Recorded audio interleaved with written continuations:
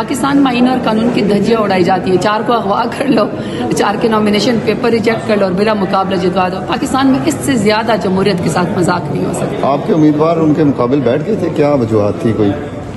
میں وہی کہہ رہا ہوں نا, کچے کے ڈاکوں نے پکے کے ڈاکوں کو بلا مقابلہ جتوا دیا. تو پھر آپ جو وہاں پہ لوگ تو ان سے پوچھیے گا کہ کون سا الیکشن, کون سا آئین, کون سا قانون.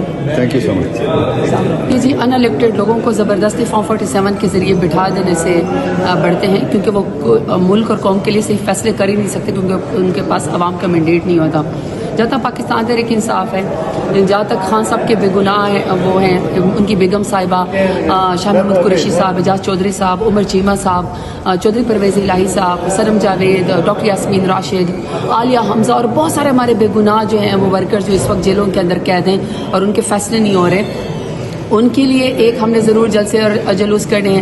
آئین کی بالادستی کے لیے ہم نے کرنے ہیں, عوام کی مینڈیٹ کے لیے کرنے ہیں, بے گناہ لوگوں کے لیے کرنے ہیں, پاکستان میں آئین اور اس کی بالادستی کے لیے. اور ایون ابھی تو خیر بائی الیکشن بھی ہو رہے ہیں 21 تاریخ کو, تو اس کے لیے بھی ظاہر بات ہے ہم نے اپنے ورکرز کو اور لوگوں کو موٹیویٹ کرنا ہے کہ وہ دوبارہ ہمیں اسی طریقے سے 8 فروری کا مینڈیٹ دیتے ہیں. بے شک مینڈیٹ یہاں پہ چرا لیا جاتا ہے, لیکن اس کے باوجود بھی عوام کو ہمارے ساتھ ڈیموکریسی کے اوپر بلیو کرنا چاہیے, اور عوام کے پاس ہتھیار ایک ووٹ کا ہوتا ہے.